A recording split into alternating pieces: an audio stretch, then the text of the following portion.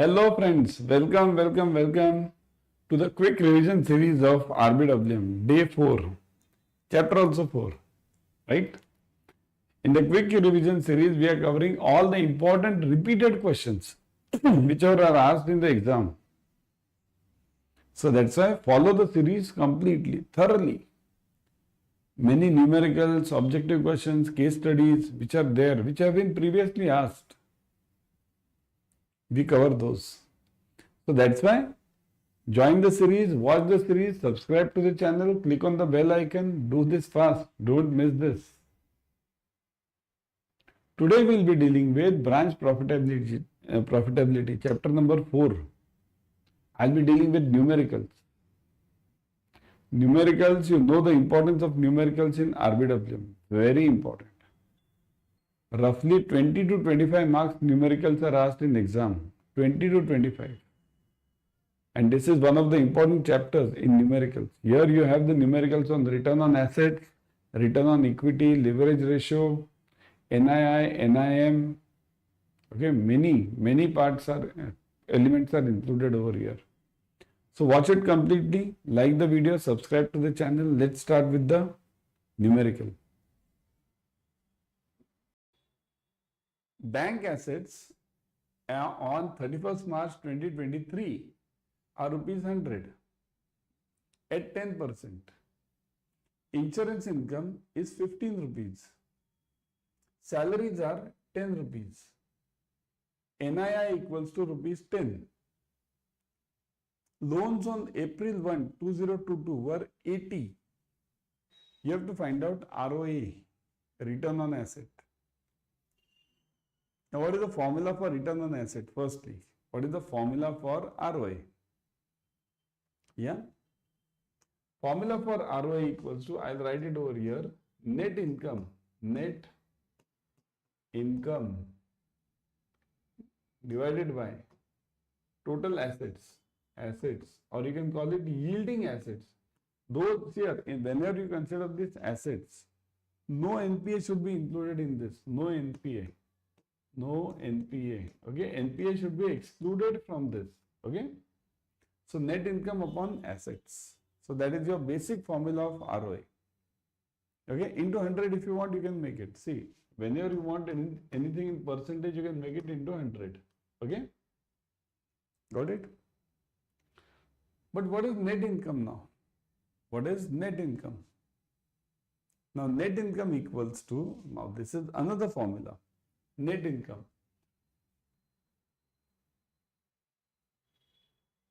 Say this, net income now equals to net income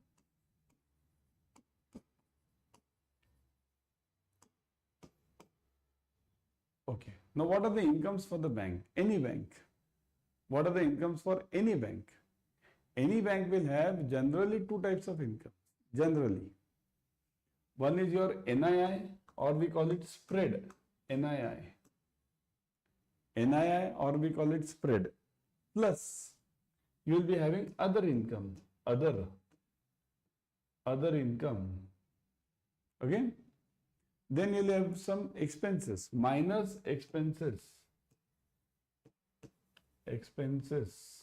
right? Now this other income can include anything. It can be a third party products. It can be some investments, bonds which you have invested. You get returns from that. Okay. So that can also be the answer.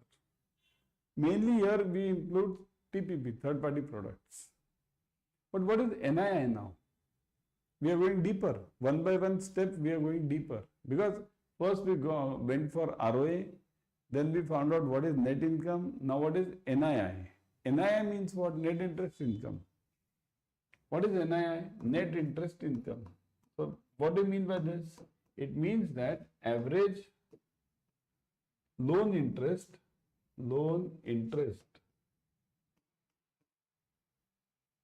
minus average deposit interest. Okay, deposit interest. That is the basic meaning of NII. Average loan interest minus average deposit interest. Now, why do we say loan? it can be called as asset interest. See, some books call it asset also, because loans are the major assets. But if I am having some treasury investment, then it will include loan plus your bonds. So this actual word over here should be assets, and here it should be liabilities. Now deposit are the major liabilities. But again, if I have issued some bonds, so that will be the part of my liability. So generally in banking, we have this average loan interest minus average deposit interest. So these are the basic formulae for calculating this ROA. Now how to solve this but? Now all these formulae are there, simply just put the values now. Everything is in front of you. So what is the answer you have got? Anyone has got the answer? Or we'll solve it over here. Say this.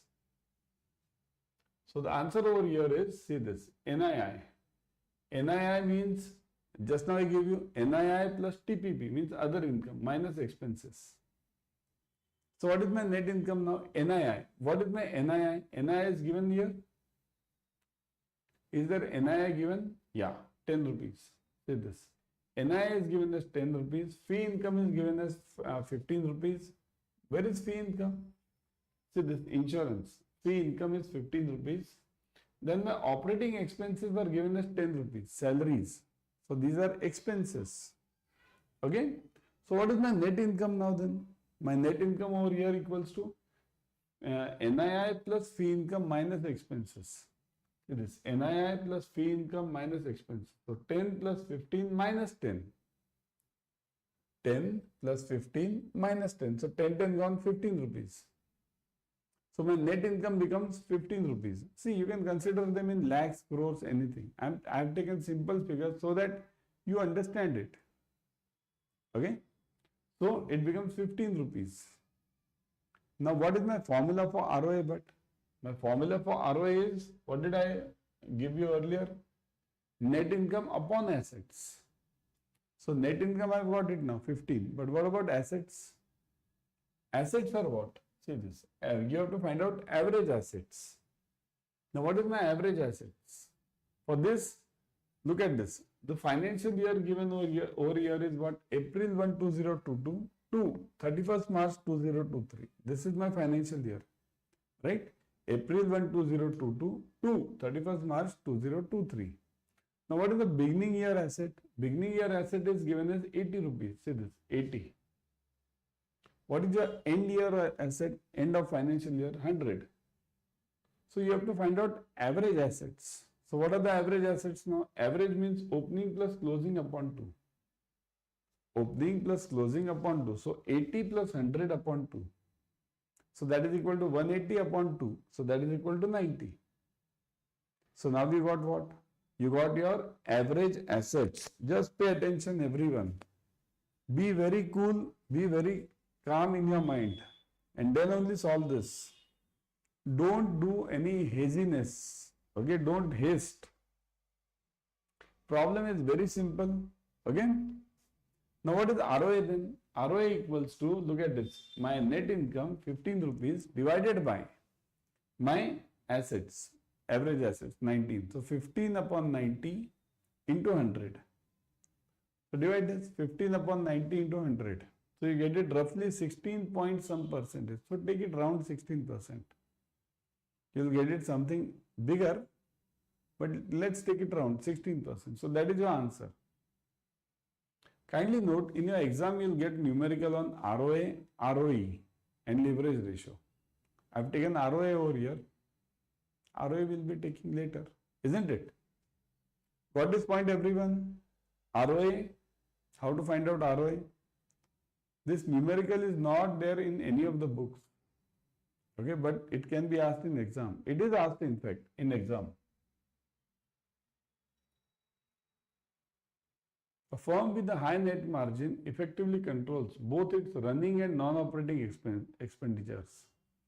Dash might be the result of low income from loan interest payments. Very simple but very basic question. Firm with high net margin means if I am having a net profit of higher amount net profit, huge net profit. Then what does it mean? Effectively controls both its running and non-operating expenses.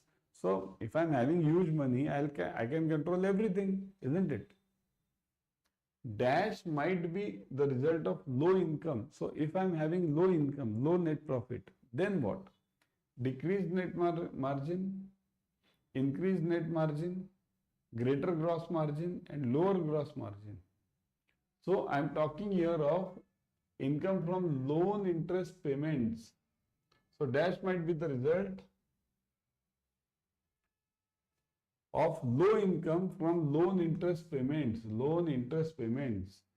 So this will reduce what? If I'm getting less margin, this will reduce what? So now look at this. The answer is obviously these two are wrong. Increased, greater is out. Answer is obviously A or D. Which one then? A or D? So decreased net margin or lower gross margin? Whenever you are talking of loan interest payment, you are talking of actually net. So you are talking of this decreased net margin. Well, this will directly affect your P&L. This will directly affect your P&L. So that's why it is called as, it will result in decreased net margin. Got it? Clear? In case of education loans, who is made a co-borrower? Generally, in education loans, who is made a co-borrower? The college where the student takes admission, the family members of the borrower, the parents of the borrower, the friends and relatives of the borrower. Now, this is a practical question. Many of you might have given the education loans. So, firstly, you tell me, education loan is given to whom? Is it given to the parents or is it given to the student? Who is the borrower of this loan actually? Is the loan given to the parents or is the loan given to the student? Now it depends on the age. If the student is a minor, okay, then the loan is never given to that student. Then it is given to the parent. But if the student is major, see, generally education loan is given when? After your 12th. Okay, after your HSC. So by that time the student becomes major, 18 years. So the borrower is generally the student. Borrower is the student. Okay, and who is the co-borrower then? Co-borrower will be the parents. So the parents become the co-borrower. So in case of education loans, who is made the co-borrower? The parents of the borrower are made as the co-borrower. And who is the borrower? Student. Student is the borrower. Kindly note. Okay. Again, I am telling you, it depends on the age. If the age of the student is minor, you can't give a loan to the minor. You'll have to give the loan to the parents then. Okay.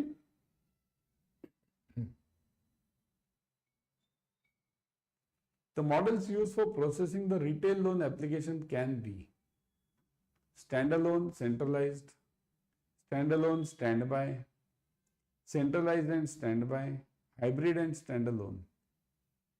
So which models will be used for processing of loan applications? See, what do you mean by this? Models. It means that what is the system of processing? So I can do everything at a branch level. Branch. Everything. Branch, everything means what? I'll contact the customer, contacting, contact, get the documents. Now I won't write everything, get the documents, then analyze the documents, do the visits, right? Sanction the loan, disburse the loan, right? Monitor the loan, all these things, blah, blah, blah, blah, blah, up to monitoring, they go on in the branch. So, okay. So this is known as standalone processing, standalone. Standalone means everything is done at the branch level, standalone. So everything is done at the branch level, standalone. Okay. Now second point over here is CPU model, centralized model. So CPU model means what? Centralized processing unit, CPU. That's called a centralized processing unit. It's like this server system. In a bank also you have the servers, right? It is similar to that, server systems. So what is CPU model? Under CPU what happens? branches act just as a courier person. Means what? See, customer, here what in the branch model, what was it standalone? Everything was done by the branch. Branch was the end over here. Customer used to submit a document, branch used to process it, do everything. But in CPU, the things are different. There is a CPU centralized processing unit, and then there is a branch. Okay, then there is a branch over here, branch. And then there is customer. Then there is customer. Customer. So customer will submit the documents, submit. Okay, and branch will simply transfer it to the CPU. Branch will further submit it to the CPU. Branch will not do the processing over here. Branch will act as a collecting center over here. Only as a collecting center. That's very important. Now you'll say, sir, even first model is better. Which model is better? Chalo. Let me ask you, which model is better in this? Many of you will say this model is better. Why? Because everything is done at the branch, so time will be saved. It's reverse. It's reverse. This model is better. Okay, why? Because whenever you are doing any typical job, collecting and forwarding, you do it very fast. But if I tell you to do all the processing at the same level, it's very difficult. Human beings are trained for doing single work. So, in this CPU model, what happens? Branch collects all the documents and just sends it to the CPU. CPU does the processing. So, loan sanctioning, disbursement, everything will be, even monitoring will be done by the CPU. So, branch is free for sales. Branch main job is sales, isn't it? So, what is the answer over here? It is this. Standalone and centralized model. Okay, standalone and centralized model. Got it? Clear? Next. The process of developing a product where the best features of the available products are incorporated along with the additional value engineering is called as best features along with the additional features. Means what? See it simply. Suppose let's say some big bank has brought some new product. Some big bank, let's say SBI, PNB, Bank of Baroda, HDFC Bank, ICICI Bank, they have brought one new product. So what will I do? See this. Understand this. Big bank. Big bank. Okay. This big bank has brought a new product. New product. I am a smaller bank. Let's say a smaller cooperative bank or smaller private sector bank. Small bank. What will I do? I'll copy this. Copy this. Copy the features. Features of this. See, copy the features. Copy means not exactly copy. I'll know what are the features given. So I'll also design the same product. But what will I do? I need my customization. So my customers will be requiring something different. So some features will be removed from it. Some features will be added. So copy plus new features. New features. Okay. So existing product plus new features. So this model is known as cross-selling or product innovation or hybrid cross-pollination or product development. Of course, this is not a banking term, but then also you can use it now. Nowadays we are using this. Hybrid cross-pollination. It is come from biology, isn't it? Biology, you know, plants. Okay. In that you have this. So what you do, you hybrid cross-pollination. What are you doing? You are taking this existing product, then adding few features, removing some of them. See, not only adding, I can remove some of the features if they are not required by my customers. So I can remove them. So I am doing some modifications in that. I am not exactly copying as to whatever is given. I am not copying exactly. Okay. Right. So now everyone kindly note, the new batches of Adda 24/7 are just in the starting phase. Okay. Download the app and you will get huge discounts. The discounts are, see, if you join the JAIIB Increment Mahapack, I would always suggest you to join this Mahapack. If you join this Mahapack, you will be getting all the batches, all of them free. All of them free in this. They are included. 15 plus batches are included in this Mahapack per subject. So join this SF. 4x validity is going on. Means you buy for only 4 months, you get it for 16 months. You buy for 7 months, you get it for 28 months. Physical question bank, physical formula bank per subject. You get it at your home, delivered at your home. Don't miss this. 15 plus batches, live, recorded, everything you are getting. But for that, use the code. See, this code is Y432. Y432. Look at the discount now. 82% discount you are getting plus 1% extra by downloading the app. So 83% discount plus 4x validity. Huge it is. And all the batches included. Why not? Exam is only what? 1.5? Yeah, 1.5 months.